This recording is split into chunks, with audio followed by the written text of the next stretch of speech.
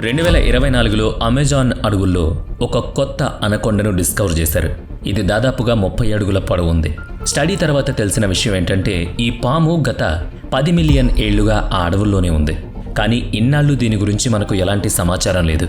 ఈ డిస్కవరీని బట్టి చూస్తే ఒక విషయం స్పష్టంగా అర్థమవుతుంది. అమెజాన్ అలాగే కాంగో రెయిన్ ఫారెస్టుల్లో వాసుకి ఇండకస్, టైటానోబోవా లాంటి అతిపెద్ద పాములు బహుశా ఇంకా బ్రతికే ఉండొచ్చు. వాస్తవానికి ఈ అడవుల్లోని 80% ప్రాంతం గురించి మనుషులకు ఇంకా ఏమీ తెలియదు. రీసెర్చర్లు ఇప్పటి వరకు కేవలం 15-20% మాత్రమే ఎక్స్ప్లోర్ చేశారు. అందుకే ఎప్పుడూ అంతరించిపోయాయి అని మనం అనుకుంటున్న జంతువులు ఇంకా ఈ భూమి మీద ఎక్కడో ఒక చోట బ్రతికే ఉండొచ్చు. అవి బహుశా మనుషుల కంటికి దూరంగా దాక్కుని ఉండొచ్చు. సరిగ్గా అలాగే ఒక 7 జంతువుల విషయంలో కూడా ఇలాగే జరిగింది. దాని గురించే ఈ documentary. Let's begin our story. అందులో ముందుగా 7వ స్థానంలో శీలాకాంత్ అనే చేప ఉంది. చూడ్డానికి ఇది మీకు చాలా చిన్నదిగా అనిపించవచ్చు, కానీ నిజానికి ఈ చేప మనుషులంత పొడవు, అలాగే మనంత బరువు ఉంటుంది. ఈ చేపలు 400 మిలియన్ ఏళ్ల క్రితం డివోనియన్ పీరియడ్లో భూమి మీద ఉండేవి. ఆ సమయంలో సముద్రాల్లో చేపల సంఖ్య చాలా వేగంగా పెరుగుతూ వచ్చింది. డంక్లియోస్టియస్ లాంటి ఎన్నో ప్రమాదకరమైన చేపలు కూడా అప్పుడు సముద్రంలో ఉండేవి. శీలాకాంత్ను మొదటిసారిగా 1839లో డిస్కవర్ చేశారు. లూయిస్ అగాసిస్ అనే బయాలజిస్ట్కు అప్పట్లో ఈ చేప ఫాసిల్ దొరికింది. అది చూసి లక్షల ఏళ్ల క్రితమే అంతరించిపోయిన ఏదో ప్రాచీన చేప ఫాసిల్ అని అందరూ అనుకున్నారు. కానీ 99 ఏళ్ల తర్వాత 1938లో సౌత్ ఆఫ్రికా తీరంలో ఒక ఆశ్చర్యకరమైన విషయం బయటపడింది. శీలాకాంత్ అంతరించిపోలేదని, అది ఇంకా ఈ భూమి మీద బ్రతికే ఉందని అప్పుడు తెలిసింది. ప్రస్తుతం ఇండియన్ ఓషన్, కొమరో ఐలాండ్, ఆఫ్రికా అలాగే ఇండోనేషియా ప్రాంతాల్లో ఈ చేపలు కనిపిస్తున్నాయి. ఇక ఇప్పుడు నెక్స్ట్ చెప్పబోయే జీవి కనుక మీకు కనిపిస్తే అది నిజంగా ఒక జాక్పాట్ అని చెప్పాలి. అదే టెర్రర్ స్కింక్. ఇదొక రకమైన బల్లి లాంటిది. ఈ జాతికి చెందిన బల్లిని మీరు కనిపెట్టగలిగితే అది మీకు ఖచ్చితంగా జాక్పాట్ అవుతుంది.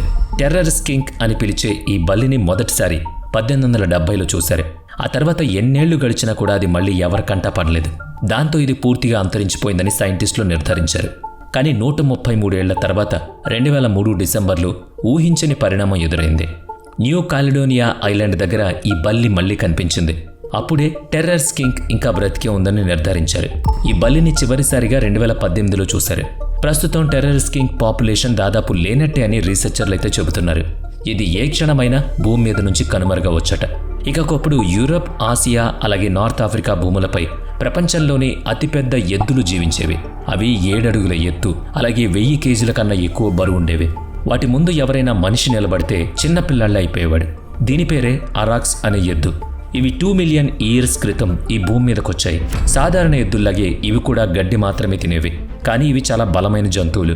ఈ ఎద్దులు దాదాపుగా 20 లక్షల ఏళ్ల పాటు ఈ భూమి మీద సర్వైవ్ అయ్యాయి. ఇది రీసెర్చ్ చెబుతోంది. ప్రాచీన కాలంలో అరాక్స్ను పవర్ అలాగే స్ట్రెంగ్త్కు సింబల్గా చెప్పేవారు. చాలా పురాతన ఆచారాల్లో కూడా వీటి ప్రస్తావన ఉంది. ప్రపంచవ్యాప్తంగా ఎన్నో గుహల్లో దొరికిన పాలియోథిక్ కేవ్ పెయింటింగ్స్ దీనికి ఒక మంచి నిదర్శనం. అంతేకాకుండా రోమన్ అంపైర్ కాలంలో కొలోసియం స్టేడియంస్లో జరిగే స్పోర్టింగ్ ఈవెంట్స్లో కూడా వీటి ప్రస్తావన ఉంది. అయితే మనుషులు వీటిని విపరీతంగా వేటాడడం వల్ల 1627 వచ్చేసరికి ఇవి అంతరించిపోయాయి. కానీ మిగతా జంతువుల్లా ఇవి కూడా అంతరించలేదేమో అనే అనుమానం ఇంకా ఉంది.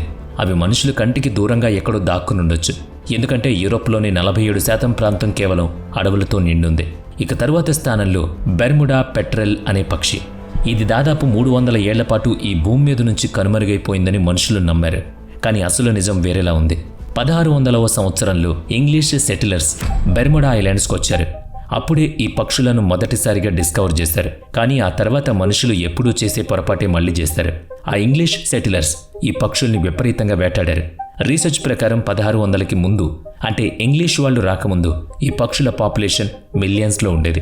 కానీ 1620 నాటికి, అంటే కేవలం 20 ఏళ్ల వ్యవధిలోనే మనుషులు వీటిని తుడిచిపెట్టేశారు.